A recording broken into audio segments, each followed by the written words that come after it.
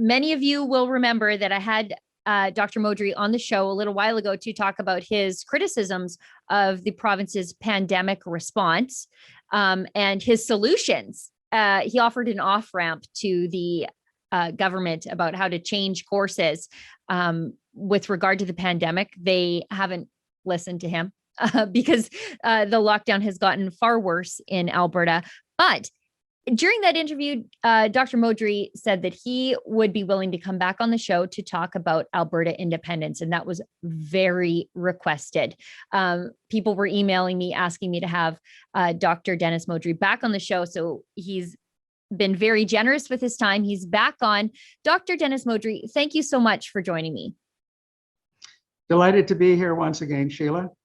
Now, before we get into your opinions and your, I guess, solutions for the Alberta independence movement, I wanted to talk to you about what happened over the weekend here in Alberta, because you and I were both there at the whistle stop for the protest on Saturday.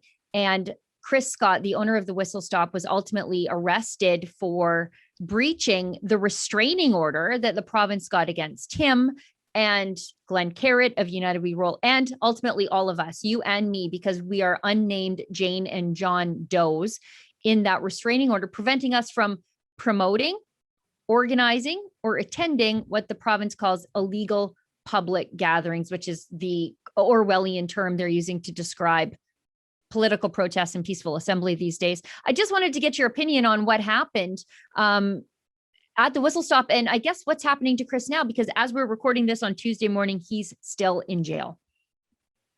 Right. Well, you know, obviously, to most right-thinking people, people shouldn't be jailed for expressing their views. And after all, we do have constitutional laws that protect our freedoms and our rights to free speech and to assembly. And so this was certainly a tremendous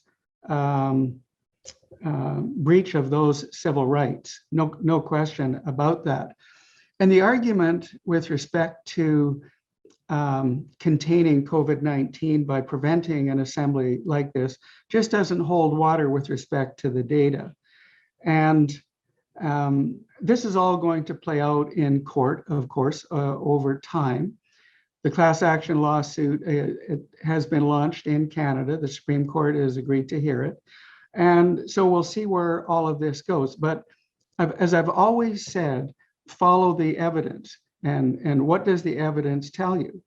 And this is one of those areas in terms of following the evidence where many politicians, the Premier, Dr. Hinshaw, et cetera, are not following the evidence.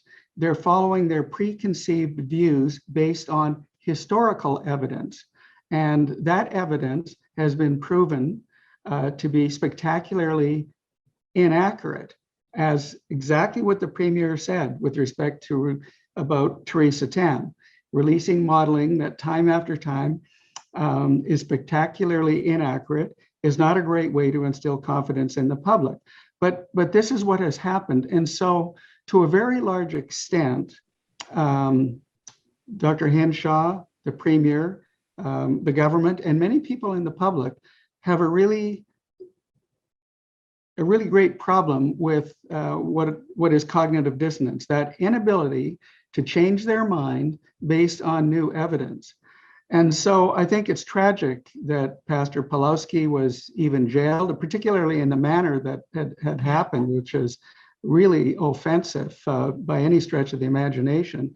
And then with Chris still being in jail, I'm quite, I mean, I don't know, I haven't spoken to him or anything, but it's very likely that he's standing up for his civil rights, his freedom, and he's not going to accept whatever criteria have been imposed on him were the case for him to be released. I don't believe he's willing to accept that, which is why he's still in jail and Pastor Pawlowski is not. I mean, we all get to a breaking point in terms of what we're willing to do and not do. And I just think it's tragic what is happening and what is going on. But there are solutions, to this. Independence is one of them. Now, I just want to make a point, though, before we move on to independence. Thank you for that very excellent segue.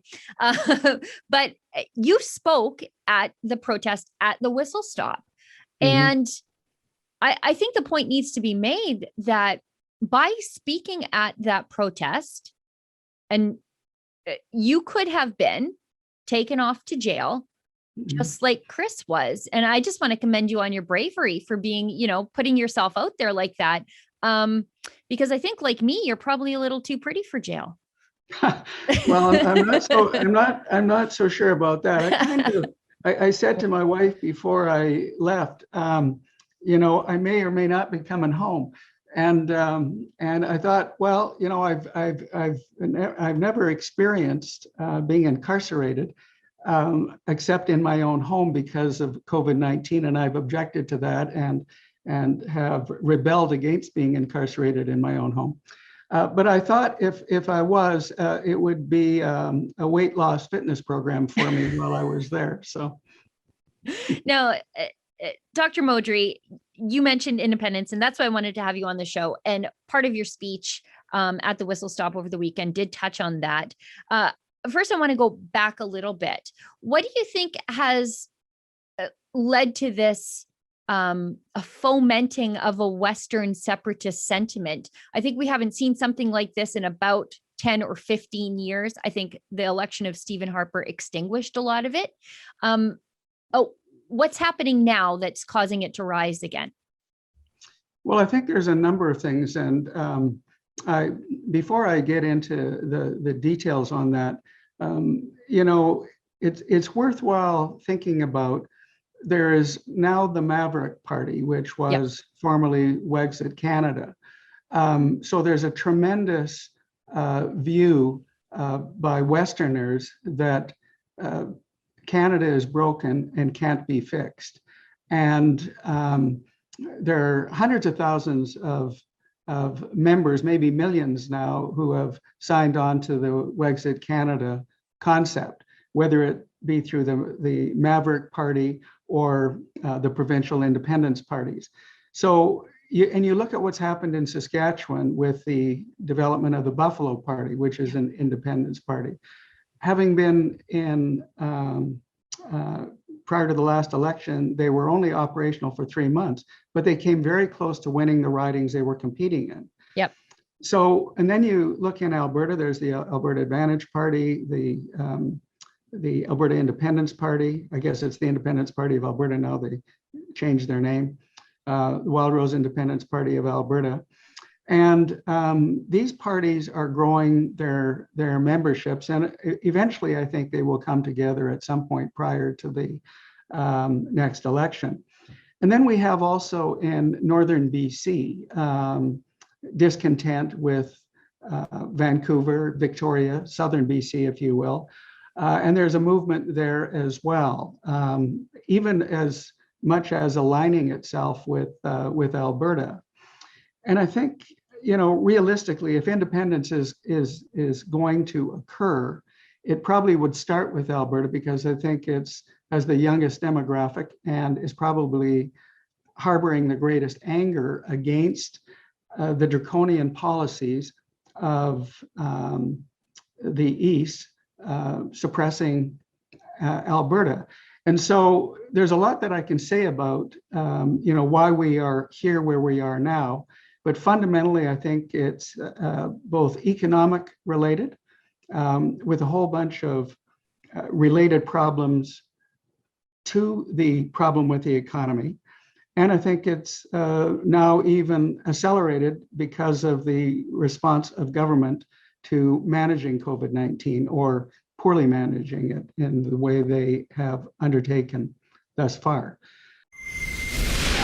If you'd like to get access to my show, as well as other great TV style shows too, like Ezra's Nightly, Ezra Levant Show, and David Menzies' Friday night show, Rebel Roundup, just go to rebelnews.com/subscribe.